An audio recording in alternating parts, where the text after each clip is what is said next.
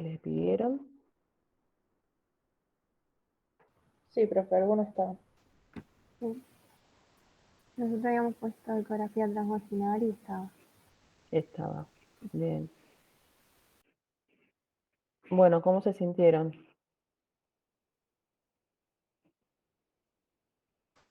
Bien, Fue después está la complicadísimo, ¿no? práctica. Sí. ¿No? Estuvo bueno. Bueno, ¿qué encontraron en esos laboratorios? ¿Con qué diagnóstico se quedaron entonces?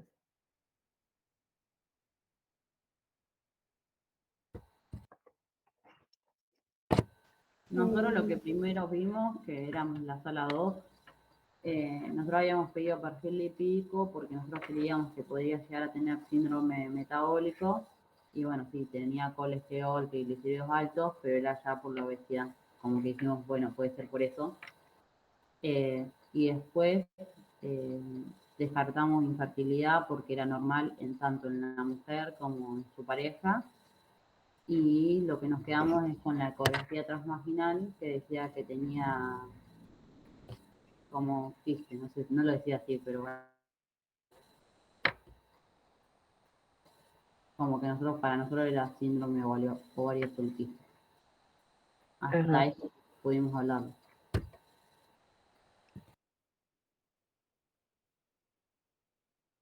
¿Qué dicen los demás? ¿Están de acuerdo? Y nosotros también habíamos pedido lo de la ecografía transvaginal y ahora cuando leímos eh, lo que dio, decía que ambos ovarios con múltiples imágenes microfoliculares. Así que también confirmamos lo del síndrome de ovario poliquístico.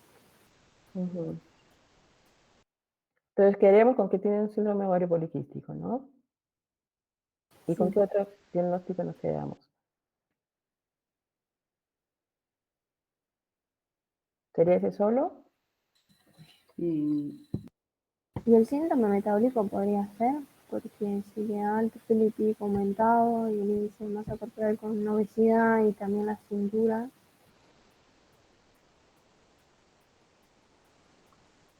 ¿Qué opina el resto? Para mí sí tiene síndrome metabólico también. ¿Es un síndrome metabólico, un síndrome ovario poliquístico? y también creo que tiene algo con la insulina, como Algo que con la puede ser insulina. insulino resistente. Tiene insulinoresistencia, ¿no? Sí. Está bien. ¿Alguna otra cosa?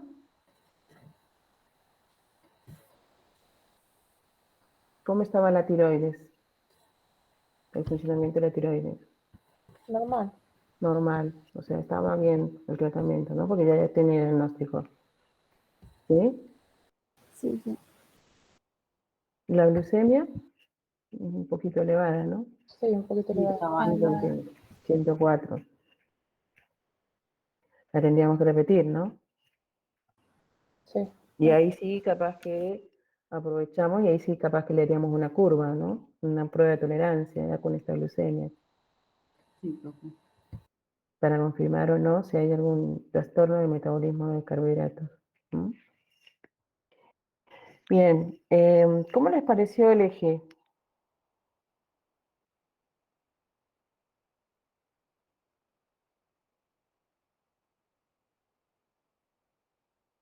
¿Mm?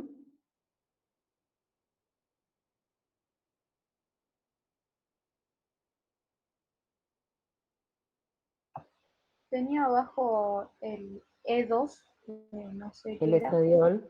estradiol, eso lo tenía abajo, porque Ujú. estaba en 10 y los valores eran entre 50 y 100 y pico. Y 145 picogramos. Entonces está con bajo estrógeno, ¿no? ¿Qué más? ¿Cómo estaban los andrógenos? La testosterona libre, la TOL, Esa estaba un poco aumentada. un tris aumentada, ¿no? Pero no está el doble ni el triple, ¿sí? Apenas aumentada, Sí. ¿sí? ¿Cuál es la que ven de esas que está más aumentada, de esos números raros ahí, esas letras? El triangulito con el 4 y la A, ¿no? La delta, sí. Delta 4 androstenediona. Eso es un andrógeno ovárico, ¿sí? tiene que ver también con la obesidad de la paciente, ¿sí? El paciente obesa está elevado, ¿sí? Esos andrógenos que se producen en el ovario, ¿sí? Ese sí está aumentado bastante, ¿sí? ¿Y La los dice- estrógenos por qué estarían bajos? ¿Los qué? Los estrógenos por qué estarían bajos? Y porque por ahí varios ciclos de anovulación o que no responde, por ahí puede ser que en un momento determinado esté un poco bajo, ¿sí? En Bien, teoría, en el ovario poliquístico tendería a tener estrógenos elevados, ¿sí? Pero en este caso, bueno, en Laura fueron así, ¿sí? Depende del momento, qué no es tampoco, viste que en medicina 1 más 1 no siempre 2, ¿sí? Ese estaría aumentado. Esta otra que ustedes ven ahí, esta es la 17 hidroxiprogesterona, ¿sí?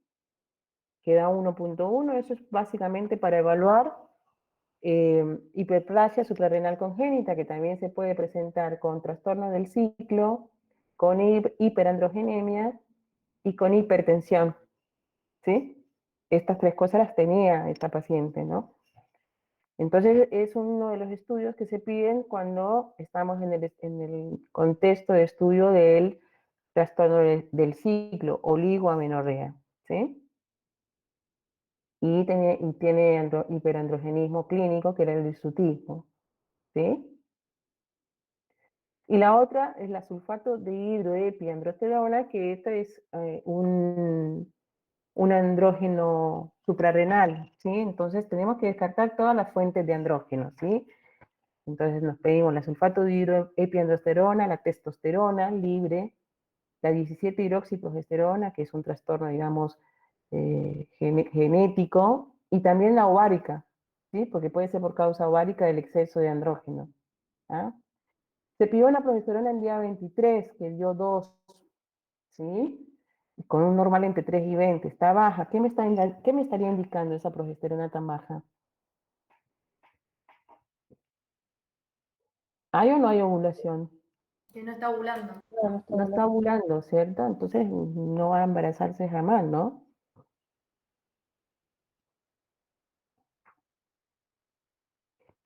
Bien, y acá le hicieron una histerosalpingografía que era normal, un espermograma dentro de límites normales. Esto tiene que ver, estos estudios y estos cultivos tienen que ver en el contexto de la consulta, ¿no? Ella está consultando por infertilidad, ¿sí? Entonces, no es que esto se le hace a todas las pacientes que tienen trastorno del ciclo. A esta paciente que estaba consultando por infertilidad, hay que hacerle estos estudios, ¿sí? Porque la idea, ¿cuál es? La idea es diagnosticar la patología que tiene base, todas las posibles patologías o todo lo que esté afectando la fertilidad y tratar de corregirlo, ¿sí? Si es que encontramos alteración, ¿sí? ¿Estamos? Sí, profe. Sí, sí. ¿Tiene o no tiene infertilidad?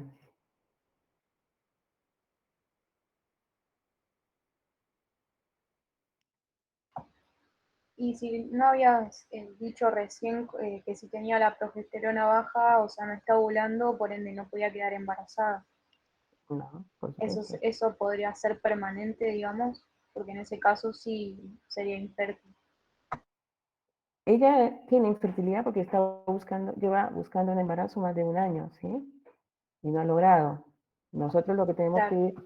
lo que identificamos como posible causa de infertilidad es el síndrome de ovario poliquístico, ¿no? Entonces, probablemente corrigiendo eso, podamos llegar a corregir la infertilidad, ¿sí? Pero la infertilidad la tiene. Si ella no estuviera buscando embarazo, no sabemos, ¿sí? Si ella fuera una paciente que no está en búsqueda de embarazo, no le haríamos diagnóstico de infertilidad, porque no está haciendo búsqueda de embarazo. Pero como ella está buscando el embarazo, sí tiene ese diagnóstico, porque nos va a determinar cierto manejo de la paciente. Cuando pensamos en el síndrome ovario poliquístico, lo primero que se viene a la cabeza es hacer menstruar, ¿o no? ¿Y con qué hacemos menstruar a una mujer regularmente? ¿Cuál es el tratamiento habitual? Con los anticonceptivos Anticonceptiva. ¿Y cómo hacemos con ella? y darle anticonceptivos. ¿Y cómo hacemos con ella? ¿Cuál es la causa de la consulta? Ah, porque quiere quedar embarazada. Ah, Y habría que fijarse un tratamiento para que pueda un quedar tratamiento embarazada. alternativo, no podríamos utilizar el estándar, ¿sí? Sí. Entonces es importante ese diagnóstico, ¿sí? Porque nos va a determinar también qué conductas, qué estudios hicimos, que por ahí no le hacemos a todas las mujeres, y el tratamiento tiene que tener en cuenta que ella está en búsqueda de un embarazo, ¿sí? No le podemos dar anticonceptivas en este caso, ¿sí? Sí, profe. Bien, ¿hasta ahí vamos? Sí, sí. Bien, ¿hacemos un pequeño receso o seguimos? Para mí seguimos. Bien. Profe, ¿tendría que ver algo con el citrato de clomífeno o algo así? De clomifeno en un síndrome ovario poliquístico es complicado Ujú. el uso, ¿sí? Porque acuérdense qué ecografía tenía ella. Múltiples imágenes micropolipoliculares. Estimulen todas esas microimágenes polipoliculares, ¿sí? Entonces, la estimulación ovárica, que se es para eso se usa el clomifeno, ¿no? Para estimular la ovulación en la paciente con ovario poliquístico, es compleja. ¿Por qué? Porque si tiene tantos folículos, vamos a estar estimulando todos esos folículos para que crezcan. Claro, terminaríamos empeorando el cuadro. Terminaría en terapia la paciente posiblemente, ¿sí? Por hiperestimulación ovárica, se llama así. El síndrome de hiperestimulación ovárica, porque entonces al estimular y tener tantos folículos, todos esos folículos van a crecer al mismo tiempo, ¿sí? Y generan todo un descontrol, digamos, metabólico digamos, endocrinológico de la paciente. ¿Y entonces qué se le da, profe? Si se empiezan con dosis muy pequeñas, pero primero también hay que estabilizar las membranas de esos folículos, ¿sí? ¿Está? Pero el clomifeno solo, si es que se da, hay que darlo junto, por ejemplo, con una metformina que ayude a controlar esos folículos, ¿sí? Antes de la estimulación, ¿está? Claro. Y con una dosis muy pequeña, y si se va aumentando, con estricto control ecográfico, ¿sí? ¿Y con el isúltimo qué le das? O sea, ¿le das otro fármaco? Y con el disautismo, pero no tiene, digamos, un correlato, por ahí el disautismo tiene que ver más con la obesidad. Acuérdense que el tejido, a ver, la base de todas las hormonas, tanto estrógenos como andrógenos, ¿cuál es? ¿Qué molécula es? Bioquímica. Colesterol. El colesterol, ¿sí? Cuando hay mucho tejido adiposo, ¿qué hay?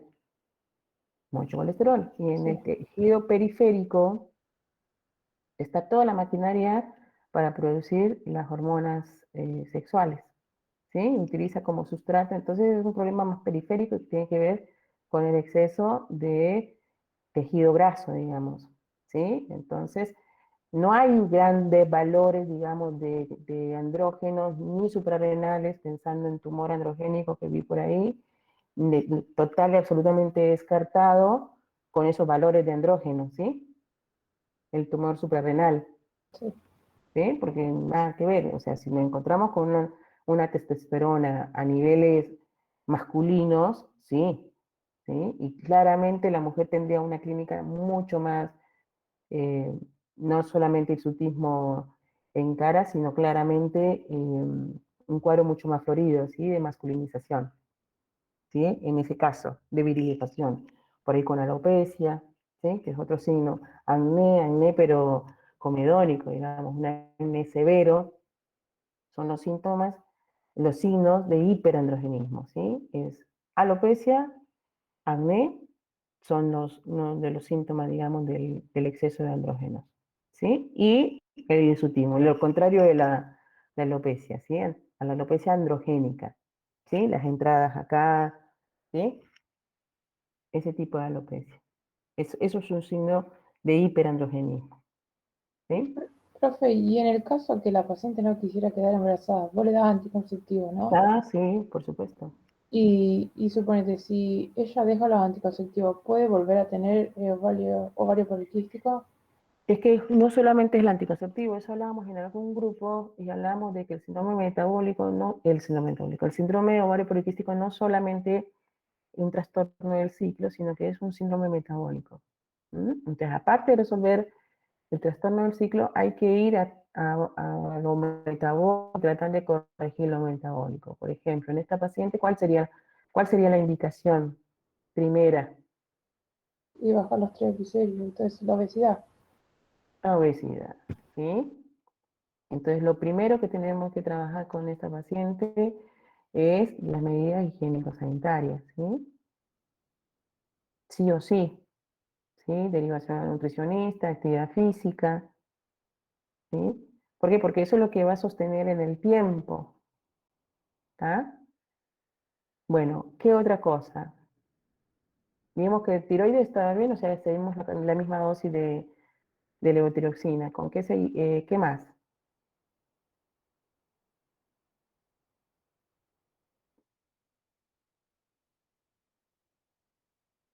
Tiene insulinoresistencia, ¿qué indicamos? Metformina, Sí, metformina. ¿sí? Y la metformina nos va a ayudar también a controlar los folículos, ¿sí? A mejorar, digamos, el metabolismo, al bajar la insulina, nos va a mejorar también el metabolismo intraovario, porque la insulina tiene un efecto directo, ¿sí? En el ovario, ¿sí? Que hace que haya una alteración en las hormonas intraovarias, ¿sí? Que hacen que no haya una adecuada ovulación, ¿sí? El mecanismo específico del origen y el mecanismo del ovario poliquístico todavía no ha sido del todo dilucidado, ¿sí? Por eso hay distintos tipos, distintas presentaciones del síndrome ovario poliquístico, ¿sí? Pero en ella mínimamente sería dieta, actividad física, metformina, si no tiene deseo de fertilidad, anticonceptivos, ¿sí? En ella que sí tiene deseo de fertilidad, y bueno, eso, en primera instancia, podemos darle algún tratamiento, pero primero que todo que baje de peso, porque también el exceso de peso es un factor de infertilidad solo, ¿sí? Sí, sí. Y si quiere buscar un embarazo, también, si eso está obesa, nos genera también otro problema, ¿sí?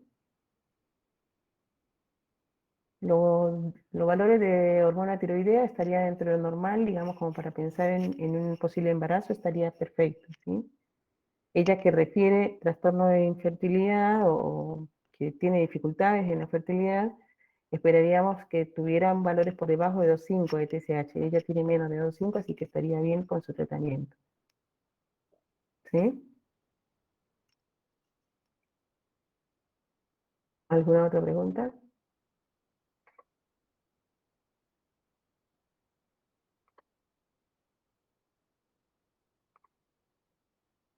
O sea, si ella no desea tener familia, le vas a dar los anticonceptivos y metformina también. Tiene insulinoresistencia, hay que darle la Claro. metformina, Ah, ¿sí? listo. Hasta tanto no,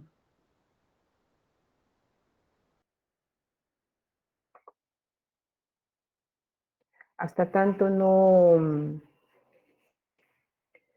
no se corrija esa insulinoresistencia, hay que darle tratamiento, ¿sí?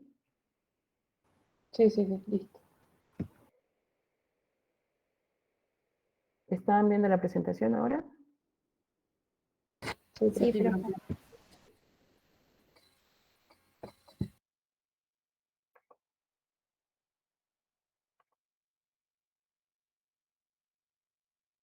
A ver, que creo que me salté una hoja.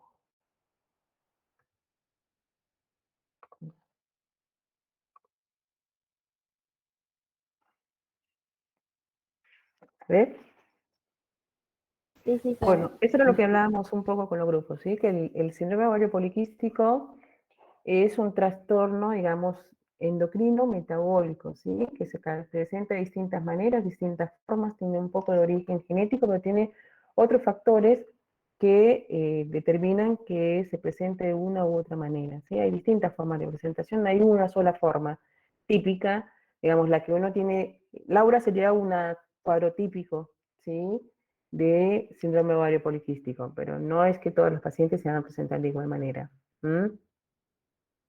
Hay también factores ambientales y la actividad física que determinan, ¿sí? Este es un trastorno que se diagnosticó en el 35, fue descrito por primera vez y más o menos es uno de los trastornos del ciclo más frecuentes de la mujer, ¿sí?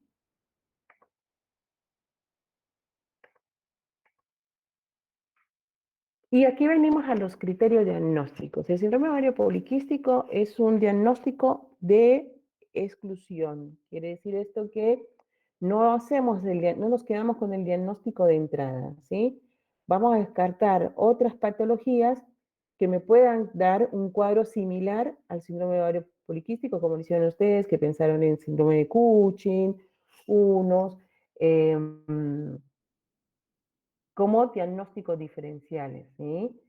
Cosas que me puedan causar hiperandrogenismo eh, o trastornos del ciclo, como puede ser con trastornos del eje, como puede ser hipotiroidismo, la hiperprolactinemia. Entonces hay que pedir todos esos estudios, ¿sí? Obviamente siempre previamente haber descartado un embarazo, si se presenta con oligo o amenorrea. Entonces, se utilizan unos criterios diagnósticos para nosotros, digamos, acá en nuestro medio. Los criterios que más se utilizan son los de Rotterdam, ¿sí? En 2003.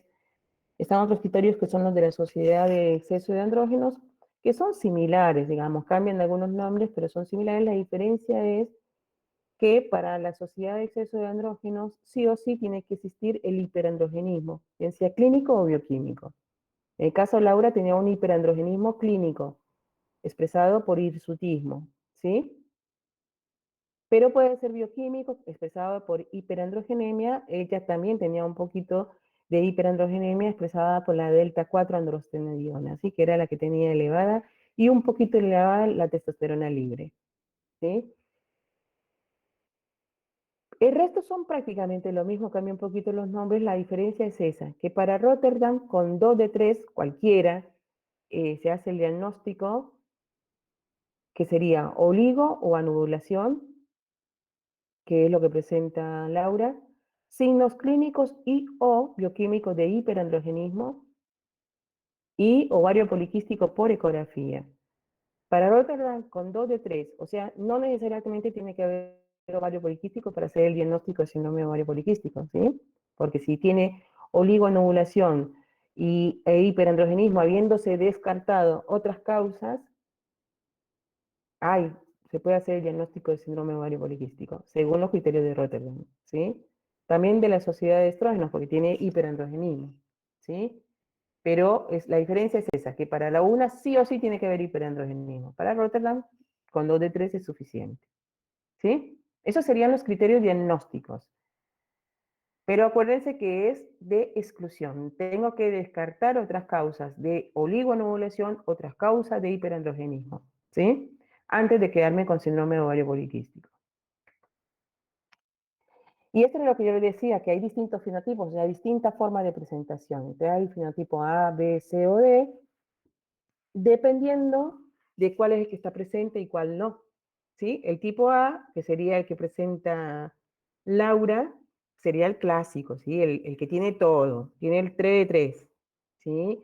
Tiene trastorno del ciclo con oligo o anovulación, con hiperandrogenismo clínico o bioquímico, ella tiene los dos, y tiene una ecografía compatible con síndrome ovario poliquístico, ¿sí? Laura tendría el tipo clásico, ¿sí? Pero también están los otros fenotipos que no tienen uno de esos tres, ¿sí? Que son las distintas combinaciones. Acá lo que plantea en distintas revisiones es que hay que considerar, hay que hacer una consideración especial en la adolescencia. ¿Por qué? Porque en la adolescencia normalmente, fisiológicamente, vamos a tener un poco de exceso de andrógenos y tiene que ver por la etapa justamente en la que se está transitando, ¿sí? Hay algunas enfermedades, algunas entidades asociadas al ovario poliquístico, como puede ser la insulinoresistencia, que también en esta edad los parámetros para definir insulinoresistencia son más altos, ¿sí? En la adolescencia. Entonces a veces nos encontramos con adolescentes a las cuales se les hace, porque tiene poliquistosis o porque tiene un poco de exceso de andrógeno, se le hace diagnóstico de síndrome ovario poliquístico con una, digamos, pronóstico a largo plazo, en ocasiones ominoso, cuando capaz que nada que ver y tiene que ver más bien con la etapa en la cual se está transitando, ¿sí? Entonces, por ahí hay que tratar de tener mucha cautela y evitar por ahí intervenciones digamos, en la adolescencia, porque a veces son cuadros que se resuelven espontáneamente porque era por una cuestión fisiológica. ¿Sí? Bueno, entonces vamos a ver cada uno, digamos, de esos criterios, ¿sí? ¿Qué entendemos por hiperandrogenismo o hiperandrogenemia? Entonces, por hiperandrogenismo es lo clínico, ¿sí? Expresado por el hirsutismo se mide con una escala que se llama Farman-Gallwey, que mide, digamos, divide el cuerpo, digamos, en 9 zonas, y de acuerdo a qué tan grueso sea ese vello y qué extenso, se hace en una escala. Si es más de 9, se considera que hay hirsutismo, ¿sí? Y el otro es el acné, ¿sí? Serían los, los cuadros que nos pueden dar el hiperandrogenismo clínico. Y la hiperandrogenemia es el aspecto bioquímico, donde podemos hacer el índice de andrógenos libres, que es un cálculo que se hace con la testosterona total, que es, digamos, anormal si es mayor a 4,5, o se puede pedir la testosterona libre o biodisponible. Lo que pasa es que con la testosterona, a nivel clínico, hay una gran dificultad en cuanto al método utilizado, el método diagnóstico utilizado, que a veces no representa muy bien lo que efectivamente está pasando.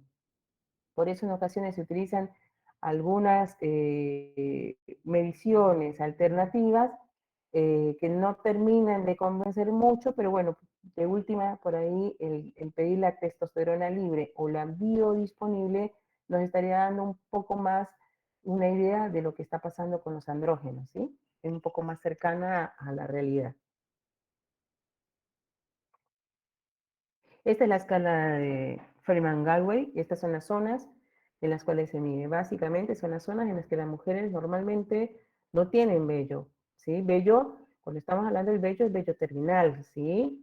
Porque a veces somos más o menos quisquillosas en cuanto a la presencia de vello, y a veces la consulta es por un vello, pero que un vello es un vello fino por ahí, que molesta por su presencia, pero no es el vello terminal grueso del varón, ¿sí? Cuando estamos hablando de hiperandrogenismo en contexto de hirsutismo, estamos hablando de vello terminal, o sea, el vello grueso. Si es vello facial, es vello facial masculino, grueso, no el vellito, el bocito, ¿sí? Sino realmente un vello grueso. A eso le llamamos hirsutismo, ¿sí? En las zonas, dependiendo de la extensión, se va punteando y el resultado nos va a determinar si efectivamente tiene hirsutismo o no. ¿Mm?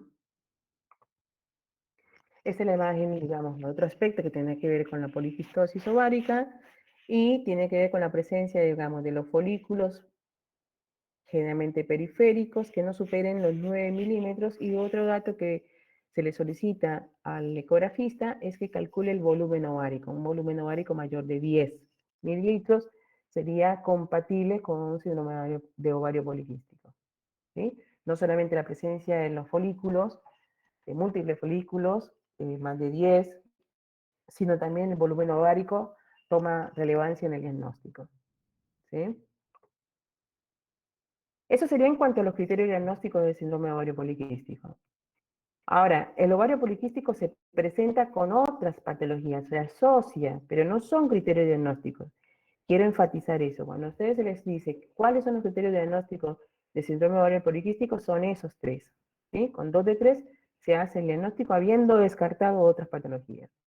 Ahora, el síndrome de ovario poliquístico suele asociarse a otras patologías, como por ejemplo la insulinoresistencia, que Laura la presentaba, ¿qué es? Es como la disminución en cuanto a la utilización de la glucosa. Si hay una, digamos, una resistencia por parte de las células, especialmente son las grasas y el abdomen en particular, que no responden, digamos, a un problema de señalización celular. Más o menos un 50% de los casos se puede presentar, se puede asociar con un síndrome ovario poliquístico. ¿Sí? Puede presentarse, no necesariamente tiene que ser en mujeres obesas, obviamente es más frecuente en mujeres obesas, pero puede haber mujeres que no obesas que igual tengan insulinoresistencia, ¿sí? El valor de corte es de 3,5. En una mujer adulta, el OMA es un índice que mide, digamos, relaciona la glucemia con la insulina y se hace el cálculo del OMA. Un OMA mayor de 3,5 sería indicativo de insulinoresistencia. ¿Sí? Otra patología asociada es la obesidad, otra patología asociada es síndrome metabólico. O sea, Laura tenía todo. ¿Sí? Tenía todas las patologías asociadas con las cuales se puede asociar el síndrome de ovario poliquístico. Pero insisto, tener síndrome metabólico no hace diagnóstico de ovario poliquístico, tener obesidad no hace diagnóstico de ovario poliquístico, tener insulinoresistencia no hace el diagnóstico. Se asocia, pero no hace parte de los criterios diagnósticos. ¿Sí? También se puede asociar con diabetes mellitus tipo 2. A largo plazo se puede asociar con cáncer de endometrio y esto tiene que ver por el exceso de estrógeno. No hay ovulación. Como no hay ovulación, no hay oposición progestacional, sino todo el tiempo esos folículos, ese montón de folículos que ahí están tratando de crecer, están produciendo ¿qué? Produciendo estrógenos que estimula, digamos, ese feedback positivo, mucha FSH, mucho estrógeno, ahí intraovario, que no termina produciendo un folículo que se libere, un folículo de Graf, que termine en un ovocito liberado, no hay un cuerpo lúteo, no hay progesterona, y ese exceso de estrógenos a nivel endometrial puede, en una mujer que no consulte y que no sea tratada oportunamente, a largo plazo podría llegar a derivar en cáncer endometrial. Hoy por hoy, digamos, no es una consecuencia frecuente porque claramente se hace el diagnóstico más oportunamente y un tratamiento más oportuno, pero es una de las complicaciones a largo plazo. Y otra complicación, claramente, si no hay una ovulación adecuada, otra complicación que puede tener otra patología asociada es la infertilidad, ¿sí? Que es el cuadro justamente que estuvimos trabajando hoy con Laura.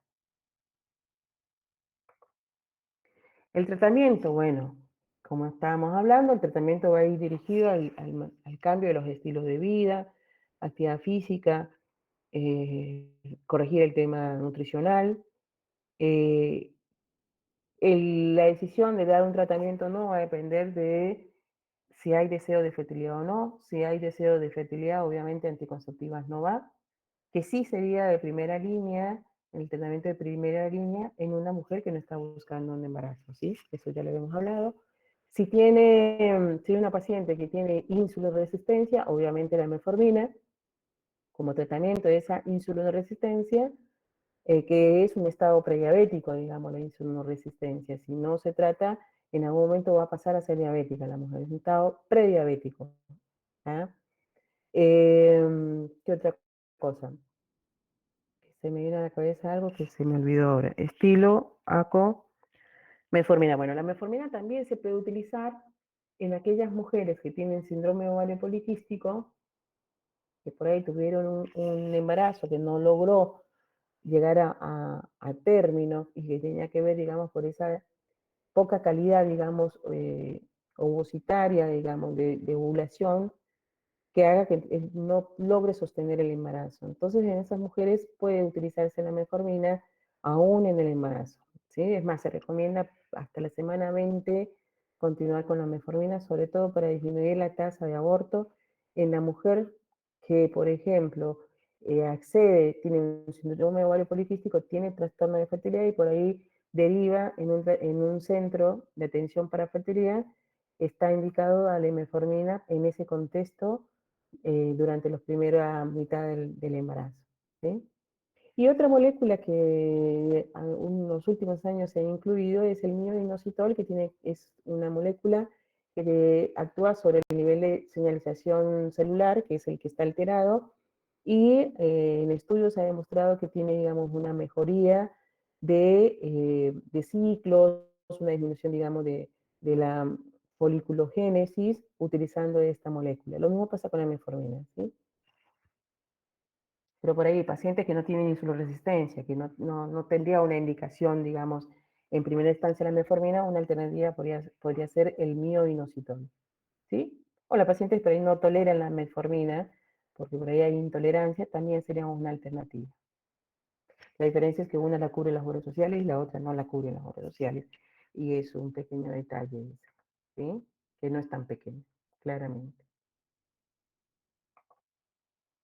Ustedes en el aula virtual tienen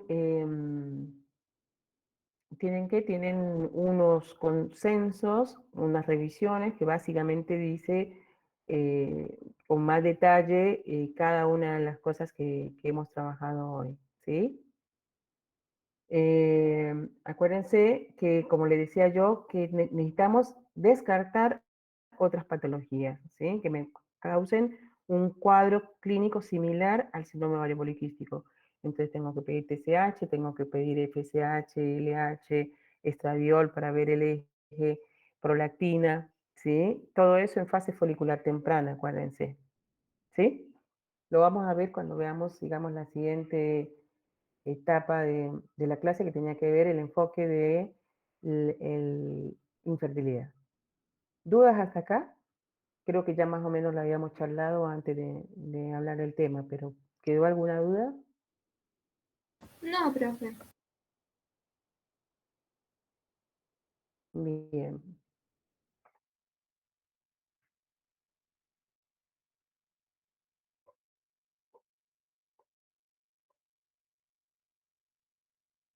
¿Se cambió la presentación? No. Ahí sí. Ahí estamos.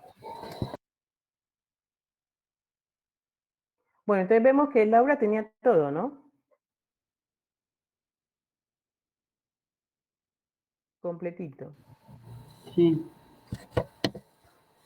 Bueno, este sería como el enfoque de que era lo que yo les decía. Bueno, Laura, aparte de ese cuadro, también me está consultando por infertilidad. Bueno, ¿cómo enfocamos, cómo abordamos, digamos, a una pareja, a una mujer que viene con su pareja, o así venga sola, con un trastorno de fertilidad? ¿Sí? ¿Cómo se aborda? ¿Sí? Lo primero que tenemos que definir es, ¿tiene infertilidad o no? ¿Sí? ¿Qué me define el que yo le haga el diagnóstico de infertilidad o no?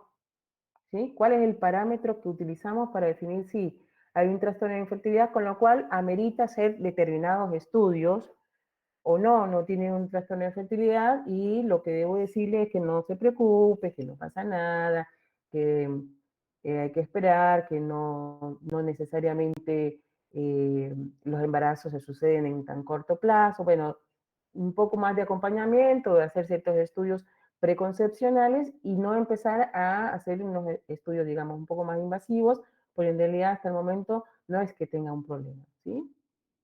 Eso es una cuestión que hay que tener en cuenta. Entonces, primero que tenemos que definir es el diagnóstico de infertilidad, ¿sí? La infertilidad, en el 2009, la Organización Mundial de la Salud ya la definió como un trastorno del sistema, una enfermedad del sistema reproductivo, ¿sí? Eso fue lo que permitió que las obras sociales tuvieran la obligatoriedad de cubrir los tratamientos de fertilidad, ¿ah? Hasta ese momento no se cubrían. ¿Por qué? Porque no se consideraba que era una enfermedad, ¿sí? Y la infertilidad, que es la incapacidad de lograr un embarazo clínico después de 12 meses de búsqueda, ¿sí? Entonces, el corte son 12 meses, ¿sí? Si se está buscando embarazo, no sé, suspendí las anticonceptivas el mes pasado, o hace 2 meses, o hace 3 meses, y no llegué todavía a lograr un embarazo, eso no es infertilidad. No es que tenga la mujer un problema, ni el varón un problema de fertilidad, ¿sí? Es sencillamente que dentro del proceso de fertilidad hay un periodo en el cual se logra más o menos entre un 80% de embarazos. Las parejas en las mejores condiciones, parejas jóvenes, sin ningún tipo de alteración, ningún tipo de patología, después del año de tener relaciones sexuales frecuentes y no protegidas, un poco más del 80% logra un embarazo, ¿sí? Sube más o menos a los 2 años, entre un 80 y un 90%, sube al 94%, 92% a partir de los 2 años, y sigue, y queda un porcentaje que igual no logra el embarazo y que no tiene por ahí a veces una causa justificada, y es el diagnóstico de infertilidad esterilidad sin causa aparente, ESCA se llama, ¿sí? El diagnóstico de infertilidad se considera que tiene una prevalencia entre 10 a 15 años y que relativamente va a un ascenso y tiene que ver, digamos, con la postergación de la maternidad. La edad materna es un condicionante de la fertilidad y tiene que ver, digamos, con el proceso fisiológico, ¿sí? Por más que nuestro promedio de vida cada vez es más largo, nuestro ciclo, digamos, ovárico está desde antes de nacer y hay un envejecimiento claramente de los ovocitos que determinan que después de los 30 años y más abruptamente después de los 35 años, empieza claramente a reducir nuestra capacidad fértil, ¿sí? Fundamentalmente después de los 35 años, ¿sí? ¿Por qué? Porque, bueno, va a depender también de cuántos tóxicos estuvimos en contacto, o qué enfermedades, o qué medicamentos, o qué tratamientos fuimos sometidas, de tal manera que afecta todavía más nuestra capacidad de fertilidad, aparte de los años que llevan esos ovocitos en nuestro cuerpo y que ya van envejeciendo. Por eso los extremos de la vida son 2 momentos en los cuales por ahí hay más trastornos que tienen que ver con los cromosomas. ¿Por qué? Porque tiene que ver con, por un lado, la inmadurez y por otro lado, la vejez, ¿sí? Cuando ya estamos más adultas. Entonces, una limitante fundamental es la edad femenina. ¿Sí? La edad masculina no es una limitante tan marcada, ¿sí? En la mujer sí. ¿Y por qué la diferencia? La diferencia tiene que ver con que los varones están permanentemente renovando sus espermatozoides, ¿sí? En cambio la mujer no, tiene su pool de ovocitos desde antes que naciera, ¿sí? Que se van ovulando unos, se apoptosan otros en cada ciclo. Por supuesto, en la etapa de más fértil van a tratar de seleccionarse los mejores, y por ahí, cuando está declinando ya, digamos, la función ovárica, no están los de mejores condiciones, ¿sí? Para reclutar, para crecer, para hacer la ovulación, ¿sí? Por eso, no por ahí, aunque ovulemos, por ahí no tenemos la mejor calidad de ovulación, ¿sí? Y pueden haber más chances de aborto, ¿por qué? Porque no se logra sostener ese embarazo, ¿sí? Porque el cuerpo lúteo no alcanza a cumplir su función y capaz que ni damos cuenta porque ni siquiera alcanzó a haber un periodo de retraso, ¿sí? O fue mínimo el periodo de retraso que ni siquiera nos dimos cuenta que hubo un embarazo, ¿sí? Otro concepto tiene que ver el concepto de fecundidad, un poco era lo que ya habíamos hablado, ¿no? Que es la probabilidad de lograr un embarazo en cada ciclo, ¿sí? La probabilidad está entre el 0,15 y el 0,20. Así que uno no es que a cada ciclo tenemos 100% de posibilidades de lograr un embarazo. Entonces, teniendo en cuenta esas chances, por eso por lo menos hay que esperar un año de búsqueda de embarazo para empezar hacer el diagnóstico de infertilidad y empezar a hacer, digamos, ciertos estudios y someter a la pareja en todo el rally, que significa empezar a hacer este tipo de evaluaciones de infertilidad, ¿sí? Que de alguna manera interfiere digamos, con el normal funcionamiento de la pareja. Si hay privacidad, tenemos que estar corriendo, genera ansiedad, también genera angustia, con lo cual también es importante el sostén, digamos, el acompañamiento de la familia desde el punto de vista psicológico, porque en ocasiones, sí, bien, bárbaro, se logra el embarazo, pero se terminó la pareja, ¿sí? Porque realmente en ocasiones es medio estresante la ansiedad que se tiene para lograr un embarazo, si no hay un acompañamiento, como que hay que tratar de, cuando se llegue a esa instancia, es porque realmente es necesario hacerla, ¿sí? Pero no solamente quedarnos con el tratamiento, sino también hacer un acompañamiento del grupo familiar y por solamente deben estar acompañadas las dos personas, ¿sí? Este abordaje no es hacia la mujer, ¿sí? Es hacia la pareja. A veces nos encontramos con mujeres que se hacen de todo y el varón no apareció nunca, no se hizo nunca una consulta, y como que es un problema femenino y es una cuestión de pareja, ¿no? Y que debería ser abordado en pareja. Bien. Bueno, las causas. Cuando nosotros pensamos en causas de infertilidad, vamos a tener que pensar en cuáles son los factores que interfieren en el proceso reproductivo, ¿sí? Cuando pensamos en esos factores, pensamos en 5 factores, ¿sí? La mayoría de esos factores son femeninos. Solamente se reduce a un factor todas las posibles patologías que pueda tener el factor masculino, ¿sí? Que va a redundar en este proceso reproductivo en que en la calidad espermática, ¿sí? En las características de su espermatozoide, obviamente que logre la erección, digamos, para un tratamiento, para un embarazo, digamos, en las condiciones habituales, pero básicamente lo que vemos es la calidad de ese producido espermático, ¿sí? Dentro del factor femenino, digamos que en realidad se divide en otros subfactores, sería el endocrino ovárico, que sería básicamente todo lo que tiene que ver con lo hormonal, ¿sí? El funcionamiento del ovario. El tubo peritoneal, que sería asegurarnos de que efectivamente el tubo está, o sea, hay permeabilidad tubaria, ¿sí? Si las trompas son permeables, que no tengo ninguna adherencia, ninguna brida, nada, o una infección que me hizo que haya alguna estenosis en la trompa y que no haya ningún tipo de obstrucción a ese nivel. Que se estudia más o menos de la mano con el factor uterino, digamos, como que se estudian al mismo tiempo, se utilizan, digamos, los mismos métodos diagnósticos. Sería algo similar a nivel de útero, que no sea un útero con cierta deformidad, o que tenga alguna lesión, o que le hayan hecho algún legrado y que haya determinado alguna lesión endometrial, que evite, que no permita, digamos, una adecuada anidación. Y el otro factor que no es tan relevante, pero bueno, es un factor más, es el factor cervical, ¿sí? Ahí entonces tenemos que descartar que no haya infecciones, básicamente, o que no haya, por ejemplo, anticuerpos antiespermáticos, ¿sí? En la vagina de la mujer, que sean las determinantes. Por sí solos, como causa sola, el factor cervical es poco frecuente, ¿sí? Solito. Pero puede sumar a cualquier otro de los otros factores como causa de infertilidad. Entonces, cuando nosotros estamos estudiando el factor endocrino ovárico, ¿qué es lo que necesitamos saber? Todo lo que se haga, los estudios que se hacen, lo que busca es evaluar primero cómo es la reserva ovárica, o sea, qué tantos folículos tenés, ¿sí? Si es una mujer joven o no, si tiene reserva ovárica, cuántos folículos antrales hay, como para pensar en que si va a poder lograr una fecundación espontánea o si hay que intervenir con algún tratamiento asistido.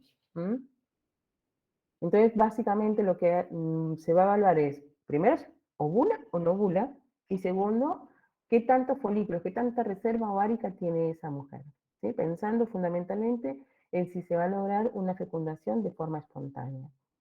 Puede haber alteraciones a este nivel por causas genéticas, autoinmunes, por tóxicos, a veces por pérdida de peso, pero pérdida de peso trayendo la anorexia, obviamente, que afecte el eje. Lo mismo pasa con el ejercicio intenso y con otros tipos de patologías, como por ejemplo el síndrome ovario poliquístico, que lo habíamos visto como causas, digamos, periféricas de alteraciones del eje, ¿sí? Entonces, ¿cómo evaluamos la ovulación? Hay métodos directos, métodos indirectos, métodos que nos permiten predecir que va a ovular, como pasa con el ultrasonido antes de la ovulación, o de forma indirecta midiendo el pico de LH. En nuestro medio no hay esas kits de medición de pico de LH, o porque el moco se hace más líquido, digamos, más filente, no tan espeso. son cosas que por ahí, sobre todo en tratamiento de fertilidad, que se le da, digamos, más relevancia. Hay métodos confirmatorios, volvemos acá con el ultrasonido, que va después de la ovulación, se va a ver el folículo colapsado, no solamente nos predice, sino que nos confirma la ecografía, y de forma indirecta puede ser la progesterona, nos da un indicio cuando se hace en fase lútea media, que es el pico de la progesterona, nos va a indicar que hubo una ovulación, ¿sí? Y lo otro es la temperatura basal, que está mediada por ese aumento de progesterona. La progesterona aumenta la temperatura, ¿sí? Pero estamos hablando de un punto, ¿sí? Y requiere medirse la temperatura para saber cuál es tu temperatura antes de levantarte, bueno, que en la práctica no suele hacerse, ¿sí? En algún momento se hizo, ahora por ahí se utilizan otros métodos un poco más fidedignos, ¿sí? No tan engorrosos por ahí. Entonces, cuando medimos la progesterona, se mide la progesterona sérica, fase lútea media, día 21-24, promedio 23. Se puede hacer el LH urinario, en nuestro medio no se usa, porque no tenemos esos kits. El monitoreo ecográfico transvaginal, les decía, antes y después de la ovulación, con el seguimiento ecográfico, que se empieza más o menos hacia el día 12 del ciclo. En el día 2 o 3 del ciclo, o sea, fase folicular temprana, ¿para qué nos sirve esa ecografía transvaginal?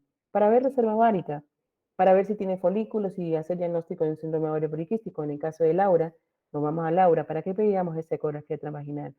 Para ver si tenía síndrome ovario poliquístico, y si no lo tuviera, también nos da una idea de la reserva ovárica que tiene Laura para pensar en si va a poder lograr un embarazo de forma espontánea.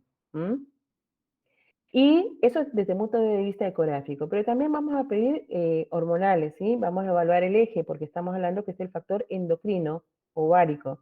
Entonces vamos a ver cómo es el funcionamiento del ovario también.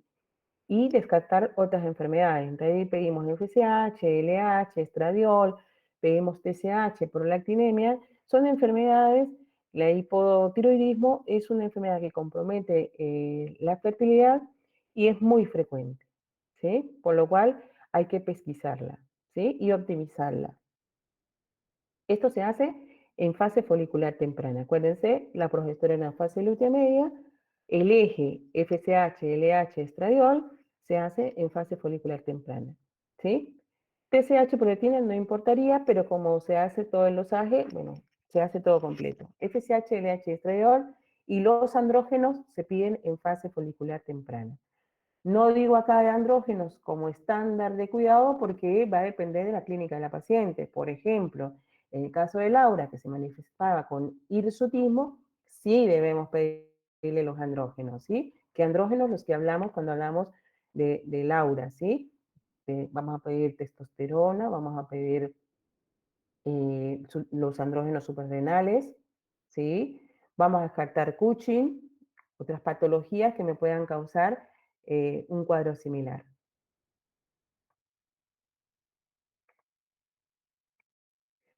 Bueno, cuando vamos a tubo peritoneal hay que evaluar entonces las condiciones anatómicas, como le decía, y cómo medimos, digamos, ver que efectivamente no hay una anomalía, digamos, de la movilidad de la trompa, ni hay nada que obstruya, digamos, el pasaje del folículo y del espermatozoide, ni que afecte la captación ovular, ¿sí? Entonces lo que se utiliza es la histerosalpingografía, o, digamos, el gol estándar es la histerosalpingografía. Por ahí en nuestro medio es más fácil hacer la laparoscopía, porque hay más ginecólogos que hacen laparoscopía que radiólogos que hagan histerosalpingografía. Pero el gol estándar de cuidado, digamos, el estudio que deberíamos hacer en primera instancia es la histerosalpingografía, que se relaciona de manera importante, es menos invasiva, entre la tasa de embarazo y el diagnóstico que se hace con la histerosalpingografía, y en algunos casos puede ser terapéutica porque por la presión que se hace al hacer la histerosalpingografía, si hay pequeñas bridas, se liberan, y en algunos casos termina siendo terapéutica, ¿sí? Obviamente se sugiere que antes de someter a la mujer a cualquiera de estos estudios, tanto histerosalpingografía, que duele, como la laparoscopía, que es un procedimiento quirúrgico, digamos, hay que dar anestesia, someter a un procedimiento quirúrgico con los riesgos que ello implica, mínimamente deberíamos tener un espermograma, ¿sí? No suele pasar, pero mínimamente deberíamos tener un espermograma, porque si el espermograma es claramente patológico, no tendría sentido hacer todo esto porque no va a haber un embarazo espontáneo, ¿sí? Entonces nos ahorraríamos de someter a la mujer a este tipo de procedimientos más invasivos. Bueno, esto es más o menos lo que le había dicho. Evalúa la morfología, el tamaño de la cavidad uterina, es la de primera línea. Y esta es la imagen, digamos, ¿sí? Acá se insufla, esta es una sonda, donde se le insufla un medio de contraste y se va pintando, digamos, el útero y cómo ese medio de contraste finalmente va pasando por las trompas y finalmente termina en cavidad uterina, ¿sí? Eso determina que efectivamente hay permeabilidad.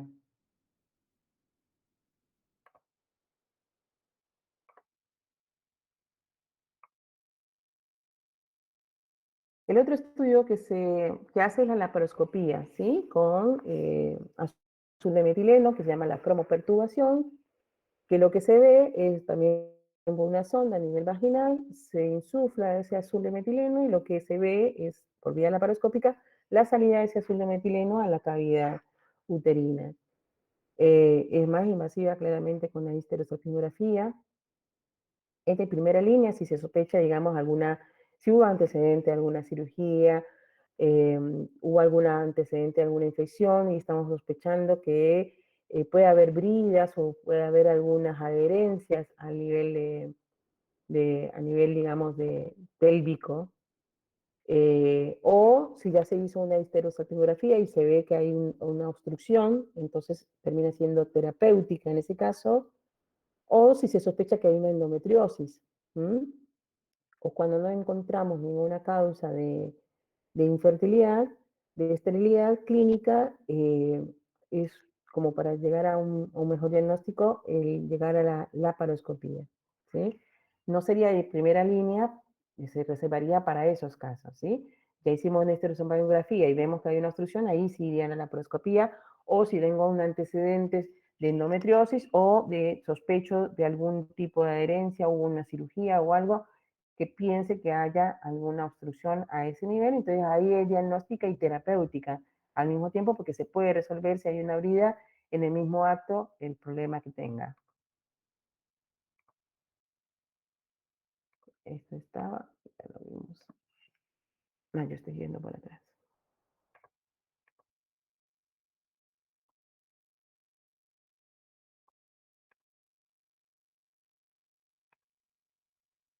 Y otros estudios que podemos hacer, bueno, la ecografía con distintos métodos, la histeroscopía, por supuesto, es terapéutica también si pensamos que hay alguna lesión a nivel de útero, la histerosonografía, la resonancia.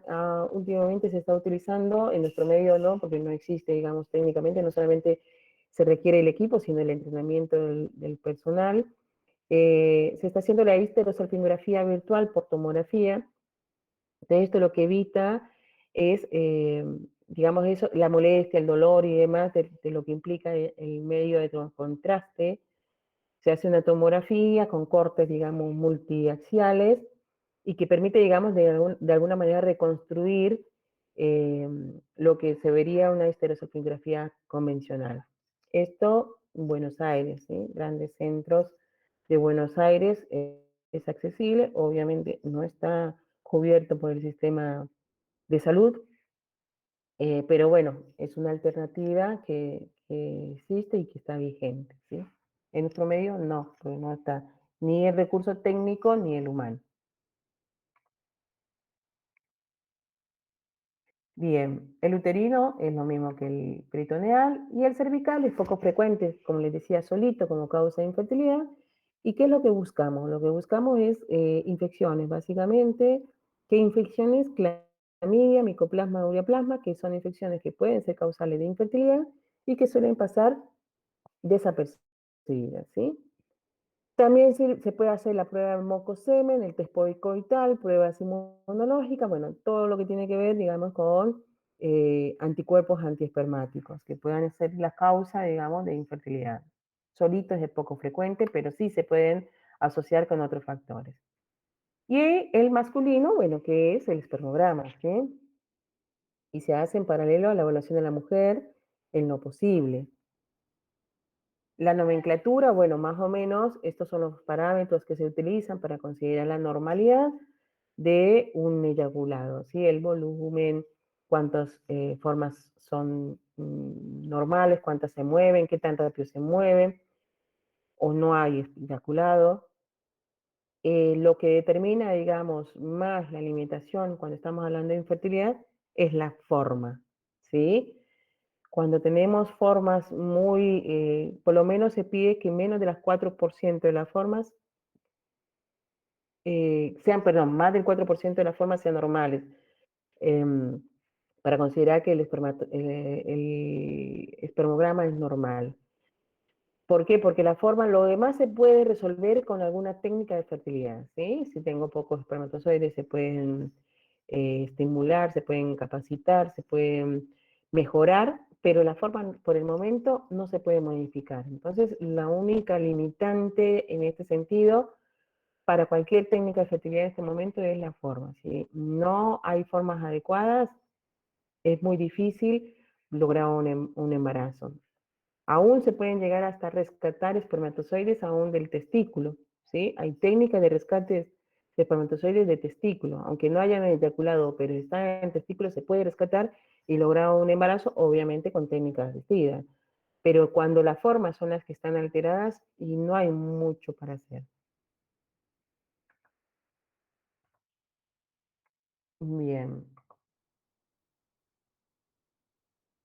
El estudio en general debería ser precoz, ¿sí? Especialmente mujeres mayores de 35 años, por lo que les hablaba del tema de que la edad, digamos, es una de las grandes limitantes y sobre todo sería antecedentes de oligomenorrea, o sea, que haya un trastorno del ciclo, con lo cual por ahí va a ser un tiempo más largo el poder llegar a ajustar ese eje. Cuando se llega a la idea es hacer un plan de diagnóstico en 2 o 3 meses en lo posible, en 2 o 3 ciclos y definir un pronóstico, ¿sí? ¿Es factible que logre un embarazo de forma espontánea o va a requerir un tratamiento adicional, una ayuda adicional de baja o de alta complejidad? Entonces, más o menos, lo que se busca es que se haga un esquema, digamos, de estudios en el cual la ecografía podría hacerse en primer momento hacia la mitad o hacia la mitad de la fase lútea. En general, la ecografía se utiliza al principio, ¿sí? Donde evaluamos en fase lútea media, ¿qué evaluamos? Acuérdense, evaluamos reserva ovárica y evaluamos, digamos, los folículos, ¿sí? Que no haya poliquistosis ni nada de eso, ¿sí? Y hacia el día tercero a quinto del ciclo, fase folicular temprana, ¿qué pedimos? FSH, LH, estradiol, prolactina y TSH, ¿sí? Siempre y cuando no hayan otros signos que indique que tengamos que pedir andrógenos también, ¿tá? Después de postmuestro deberíamos hacer el cultivo de flujo, ¿sí? Endocervical, buscando lo que habíamos hablado, clamidia, micoplasma y uroplasma para descartar un proceso infeccioso que requiera tratamiento antibiótico, ¿no? Tanto para la paciente como para su pareja hay que tratarlos. Si ya está en tratamiento de fertilidad, bueno, sería la ecografía de seguimiento de ovulación. Eso fundamentalmente se utiliza cuando ya está en tratamiento, ¿sí? Para saber en qué momento se da la gonotrofina coriónica como para estimular la ovulación. Pero en esta etapa diagnóstica no se utiliza tanto la ecografía en esta instancia. Lo que más se utiliza en la ecografía, es la progesterona día 21-24, promedio 23, y ahí evaluaríamos la calidad, digamos, de esa ovulación. Y el espermograma, bueno, en cualquier momento, porque el varón se puede hacer el espermograma en cualquier momento de este ciclo, ¿sí? De este primer ciclo.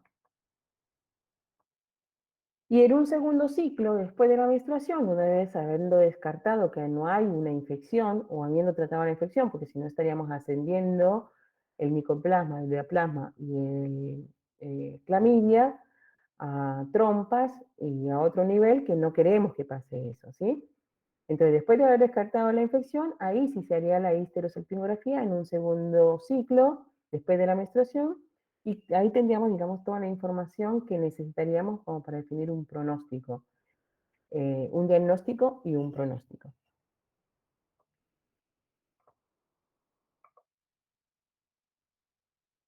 Y tratamiento, bueno, tratamiento puede ser de baja complejidad, como podría ser el uso del clomifeno para inducir la ovulación, producir una ojo con la hiperestimulación ovárica, puede ser una inseminación intrauterina, esa sería de baja complejidad.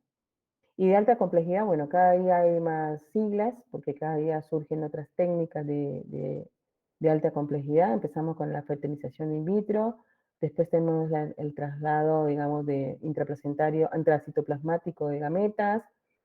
PESA y TESE eran las técnicas que les mencionaba, de rescate de espermatozoides del epididimo o del testículo mismo, que se capacita. Acá la imagen que ustedes ven es una sonda. Una sonda está sosteniendo el óvulo y otra sonda, esta que se ve acá, que está atravesando el óvulo, es la que va a introducir el espermatozoide para lograr una fecundación, ¿sí? Esto todo, digamos, in vitro. Cuando hablamos de la progesterona, más o menos estamos hablando de una progesterona normal para pensar que hubo una ovulación por lo menos de 3. Acuérdense que Laura tenía 2 de progesterona, o sea, Laura no estaba ovulando. Por lo menos para pensar en que hubo ovulación debe haber una progesterona por lo menos de 3. Para pensar que la ovulación fue adecuada y es una ovulación de calidad, por lo menos 10. ¿Sí? Eso lo tienen ustedes igual en la bibliografía, por eso no se la dejé acá, porque eso lo tienen en la bibliografía un poco más desarrollado. Bueno, eso es todo. ¿Dudas? ¿Preguntas? Profe, ¿usted después podría compartirnos el Power y el Prezi que presentó para poder reverlo, Bueno, por y favor? está la bibliografía que les sirve, digamos, porque está resumido, digamos, yo hablé más de lo que está en las presentaciones, ¿sí? Así que lean un poco los consensos también, que ahí van a profundizar un poco más en cada. Son sencillos, no son largos, pero por ahí les va a ayudar un poco a profundizar un poco en lo que son, qué estudios pido, cuándo los pido, qué es lo normal y qué es lo anormal, ¿sí? Buenísimo. Listo. Creo que eso es todo. Gracias, profe. Bueno, nos vemos entonces.